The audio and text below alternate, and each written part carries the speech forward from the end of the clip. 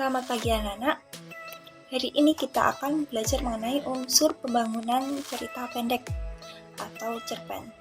Nah, sebelum kita mengetahui apa saja unsur pembangunan cerita pendek, Ibu terlebih dahulu meminta salah satu dari kalian menjelaskan mengenai cerpen. Ada yang tahu arti dari cerpen apa? Benar sekali. Cerpen atau cerita pendek ini merupakan bentuk prosa naratif fiktif.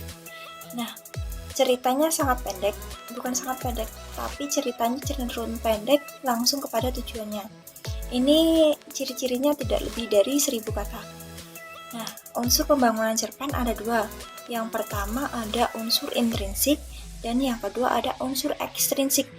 Nah, unsur intrinsik ini sendiri merupakan unsur yang ada dalam cerpen.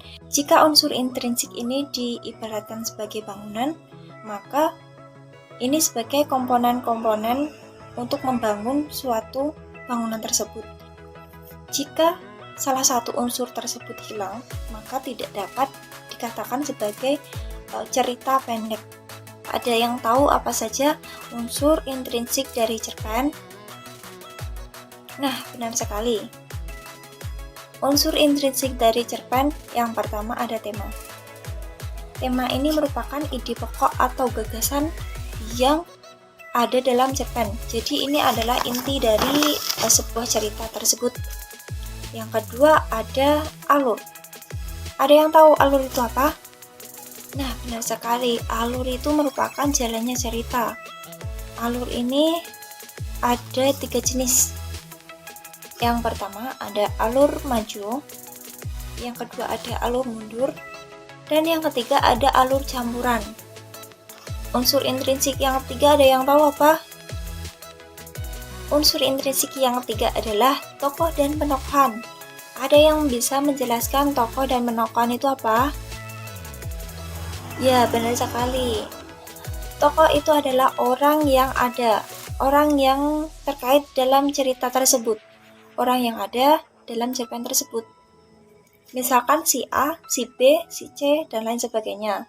Sedangkan penokohan itu sendiri adalah sifat yang dimiliki dari tokoh tersebut. Nah, sifat ini ada antagonis, tirtagonis, protagonis, dan ada tokoh figuran.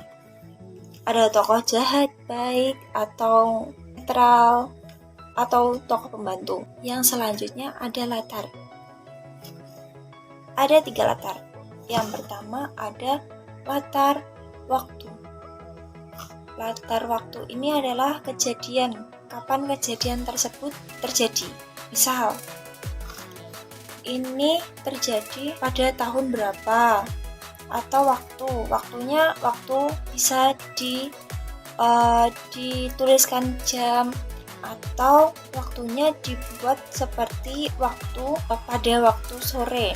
Nah, penulisan pada waktu sore ini biasanya orang-orang membuatkan pada waktu senja. Kemudian yang kedua ada latar suasana. Latar suasana ini meliputi suasana seseorang. Contohnya ada suasana hari sedang kacau. Dia duduk di pinggir sungai. Latar yang ketiga adalah latar tempat.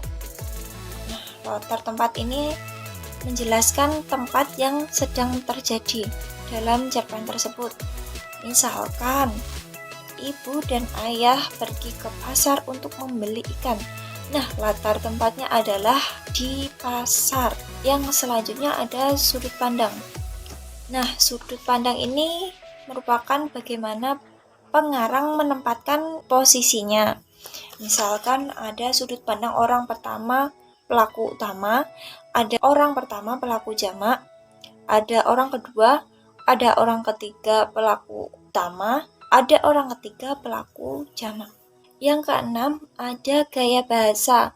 Nah, gaya bahasa ini merupakan ciri khas penulis dalam menyampaikan tulisannya kepada publik, kepada masyarakat. Yang ketujuh atau yang terakhir merupakan amanat. Nah, amanat ini adalah pesan yang dapat kita ambil dari sebuah cerita pendek tersebut. Nah, biasanya pesan baik dapat kita ambil.